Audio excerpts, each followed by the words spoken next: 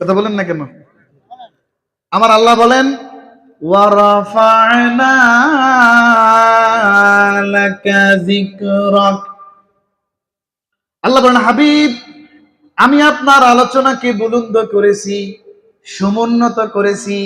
কতটুকু আল্লাহ সমুন্নত করেছেন, কতটুকু আল্লাহ রাব্বুল আলামিন বুলন্দ করেছেন, এটা কোন মানুষের জ্ঞানে আসবে না। কথা বলুন, আসবে না। আল্লাহর হাবিব মুহাম্মদুর রাসূলুল্লাহ সাল্লাল্লাহু আলাইহি ওয়াসাল্লাম আমাদের প্রত্যেকের কলিজার টুকরা। আল্লাহু আকবার। এজন্য নবীজি সাল্লাল্লাহু আলাইহি সাল্লামের ভালোবাসা হচ্ছে আমাদের ঈমান। নবীজির ভালোবাসা কি? ঈমান, আমাদের ঈমান। এখন একদল লোক নবীজিরে বলতে যায় নবীজি মুমিন না মুসলমান। নাউজুবিল্লাহ বলেন। গর্দবের দল। হাদিস শরীফে আসছে, জামি তিরমিজিতে হাদিসখানা আসছে, এমনকি হাদিসখানা মিশকাতুল মাসাবির মধ্যে আসছে। বনি ইসরাইল ফিতনা করিয়া, বনি ইসরাইল কারা?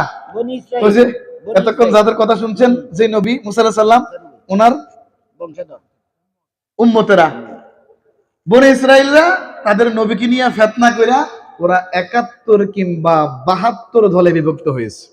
বলেন কয় দলে? 72 দলে। তাহলে খারাপ লাগে? আর রাসূলুল্লাহ আফসোস করে বলে আমরা তো একটু একটু এক চামচ বেশি করি সব সময়। কথা বলেন না কেন? আমার উম্মত 73 ভাগে ভাগ হবে, তো বেশি হয়ে গেল না? কথা বলেন না কেন? আমার উম্মত 73 ভাগে ভাগ হবে। রাসূলুল্লাহ বলেন একটি মাত্র দল জান্নাতি আর বাকি 72 দল জাহান্নামী। এখানে একটা ব্যাখ্যা আছে। আমরা এই হাদিসটা 80 বার পাইছি। কতবার? 80 বার। মান ক্বালা লা ইলাহা ইল্লাল্লাহ ফাদাখালাল জান্নাহ। যে ব্যক্তি লা ইলাহা ইল্লাল্লাহ বিশ্বাসের সাথে একবার বলবে, জীবনে কখনো সে শিরিক করে নাই, কুফরি করে নাই, নামাজকে অস্বীকার করে নাই, খেয়াল করেন ইবাদতের কথা বলতেছি, রোজাকে অস্বীকার করে নাই কিন্তু রোজা রাখে নাই। আচ্ছা, রোজা না রাখা আর অস্বীকার করা কি এক নি? বুঝেন? আল্লাহ মাফ করুক, আমি উদাহরণের জন্য বলছি, কেউ আবার এটাকে নিয়ে উল্টাপাল্টা বললেন না। নামাজ কি? নামাজ পড়া দরকার আছে না? একদল ভণ্ড আছে, লা তাকরাবুস সালাত।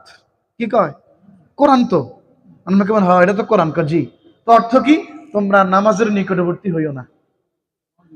নাউজুবিল্লাহ না সুবহানাল্লাহ। এক জায়গায় আমাদের এক লোক ইমামতি করতে গেছে, উনি বলল যেই লোক আজান দিবে সেই একামত দিবে, সে আবার ইমামতি করবে, এমন এক মসজিদে পড়ছে। তাহলে একামত দিতে হলে কি করতে হবে?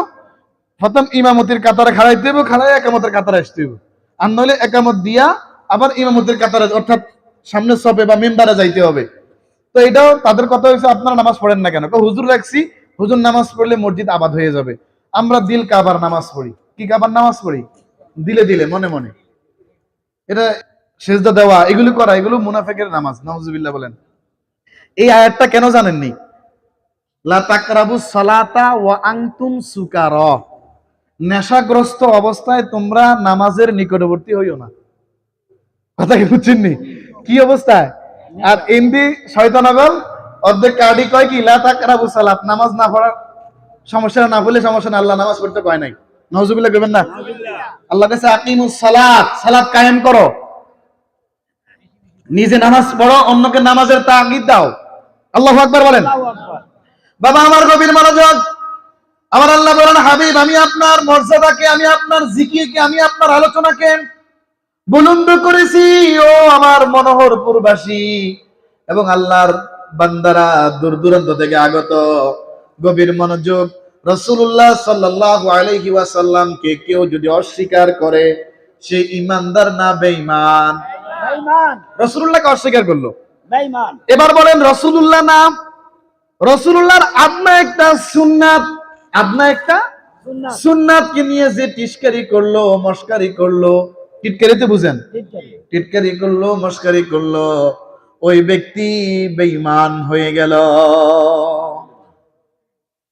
নবীজির সুন্নাতকে নিয়ে টিটকারি করলে কি হয়ে যাবে? বেঈমান, বেঈমান হয়ে যাবে। এটা ভালো করে রাখবেন। যদি কোনো আলেম, যদি কোনো বক্তা, যদি কোনো স্কলার, যদি কোনো শিক্ষক, যদি কোনো টিচার, যদি কোনো মুরব্বী রাসূলুল্লাহর শানে, রাসূলুল্লাহ সাল্লাল্লাহু আলাইহি ওয়াসাল্লামের স্ত্রী আমাদের আম্মা জানদের শানে রাসূলুল্লাহ সাল্লাল্লাহু আলাইহি ওয়াসাল্লামের অথবা কোন সুন্নাতকে নিয়ে টিটকারি করে আমরা যদি বিরুদ্ধাচরণ করি, ফিতনা লেগে যাবে, আমরা অন্তর থেকে ঘৃণা করব। কথা বলেন না কেন? এটা জামানাটা ফিতনার জামানা। এখান থেকে আল্লাহ না করে একটা ফিতনা যদি লাগে, ফিতনা দমানো যাবে না। দমানো যাবে? ফিতনা ফাসাদ যদি লেগে যায়, দমাইতে পারবেন? এই পৃথিবীর শুরু থেকে খেয়াল করেন যে সমস্ত বিষয় নিয়ে ভেজাল, আজও ঠান্ডা হয়েছে নি, কত বাহাস, কত মোনাজারা, একজন স্ট্যাটাস দিকে আমরা জিতছি, আরেকজনকে আমরা জিতছি, তো জিতলো কেটা? যে যাত্রা পালন করে। কথা বলেন না কা? এই জন্য তর্ক বাহাসে সমাধান আসে না, কারণ এটা ফিতনা। এটা কি মূল টার্গেট ফিতনা লাগানো। এখানে আমি কেন বলছি, আমার নবীকে যদি আপনি ঘনিষ্ঠ না ভাবেন, তাইলে আপনি প্রকৃত ঈমানদার না। কথা কি বুঝতে পেরেছেন? একদল আলেম বলেন নবীজি আমাদের ভাইয়ের মতো, নাউজুবিল্লাহ বলেন। বড় ভাইয়ের মতো নবীজিকে মিলে এক মুহাদ্দিস, আস্তাগফিরুল্লাহ, নোয়াখালী এক মাহফিলে এক মুহাদ্দিস বলতেছে নবীজি আমাদের ভাইয়ের মতো। নাউজুবিল্লাহ বলবেন না? আচ্ছা, একটা ছোট্টখাট্ট কথা কই। রাসূলুল্লাহর শ্বশুর দুইজন আছেন, বড় বড় সাহাবী। তারা যত বড় হোক রাসূলুল্লাহ সাল্লাল্লাহু আলাইহি ওয়াসাল্লামের থেকে বড় নেই। খেয়াল করেন, কখনো ওই শ্বশুর দুইজন আবু বকর রাদিয়াল্লাহু তাআলা আনহু এবং ওমর রাদিয়াল্লাহু তাআলা কখনো বলছেননি জামাই মিয়া এদিকে আসেন? বলছেননি? জি না। আরে কথা কন না কা? জি না। আপনারা আপনাদের জামাইরে কি ডাকেন? হয়তো যার যে টাইটেল, টিচার সাহেব, মাস্টার সাহেব, মুহাদ্দিস সাহেব, মুফতি সাহেব, আলেম সাহেব, হাফেজ সাহেব বা প্রবাসী, অনেক টাইটেল লাগান না আপনারা? নাম ধরে, অনেকে নাম ধরে ডাকে, বাবা কইও ডাকে। কথা কন না কা? কিন্তু রাসূলুল্লাহ সাল্লাল্লাহু আলাইহি ওয়াসাল্লামকে জীবনে কোনোদিন কোন সাহাবী শ্বশুর মিয়া কই ডাক দিছেনি? নাউজুবিল্লাহ। আল্লাহ তো বলে না, রাইট? আল্লাহু আকবার বলেন। সাহাবীদের ডাক ছিল ইয়া রাসূলুল্লাহ, ইয়া হাবিবাল্লাহ।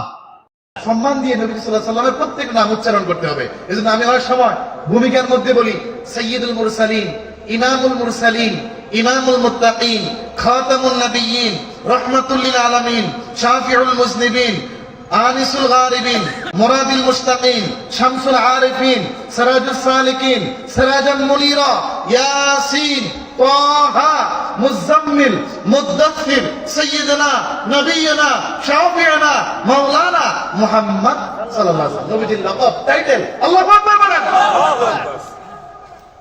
বাবা আমার নবীর মনোযোগ।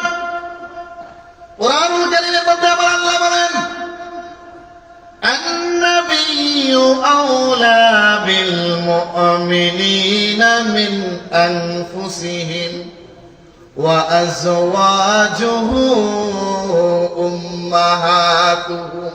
আল্লাহু আকবার। এখানে আল্লাহ কি বলছে? দুইটা কথা। কয়টা কথা? আপনাদের কি মনোযোগ আছে? আমার আল্লাহ বলেন নবীজি সাল্লাল্লাহু আলাইহি ওয়াসাল্লাম মুমিনদের নিকট তাদের জীবনের চাইতেও বেশি ঘনিষ্ঠ বা প্রিয়। আন-নাবিয়্যু আওলা বিল মুমিনিনা মিন আনফুসিহিম। আপনার আমার জীবনের চাইতে প্রিয় কিছু আছে নি? অনেক সময় আমরা আমাদের নিজের প্রিয় বিষয়গুলো ছাইড়া দেই। নিজের প্রিয় জানের বাজি যখন সামনে আসে, জানের বাজি বলতে কি? আমার জান, আমার জীবন আর অন্যান্য মানুষ। কথা কন না, এখানে কথা কইলে অন্যদিকে চলে যাবে। উদাহরণ দিব না, সুন্দর একটা উদাহরণ গত কিছু নয় ঘটছে। কথা কি বুঝতে পারছেন? প্রত্যেক মানুষ নিজের জীবনটা নিজে বেশি ভালোবাসে। নিজের জীবনটা কি করে? বেশি ভালোবাসে। নিজের জীবনের জন্য একবারে সব সাইরা মেরা মানুষ চলে যেতে পারে। কথা বলুন না কেন? এখানে বলতেছেন নবীজি সাল্লাল্লাহু আলাইহি ওয়াসাল্লাম মুমিনদের নিকট তাদের নিজেদের চেয়েও ঘনিষ্ঠ। ওয়া আজওয়াজুহু উম্মাহাতুহুম। আমার আল্লাহ এরপর বলেন নবীজির স্ত্রীগণ তোমাদের মাতা সমতুল্য। মাতা মানে কি? মা সমতুল্য। এজন্য বলা হয় উম্মাহাতুল মুমিনিন। নবীজি সাল্লাল্লাহু আলাইহি ওয়াসাল্লামের স্ত্রী, ওনাদেরকে কেউ বিবাহ করতে পারবে না। আল্লাহু আকবার। নবীজি সাল্লাল্লাহু আলাইহি ওয়াসাল্লামের স্ত্রীদেরকে উম্মতের জন্য বিয়ে করা হারাম। সহজ কথা, মাকে সন্তান বিয়ে করতে পারে না। সহজ কথা বলে দিলাম। বাবা আমার গভীর মনোযোগ। আমার আল্লাহ বলেন ওয়া মা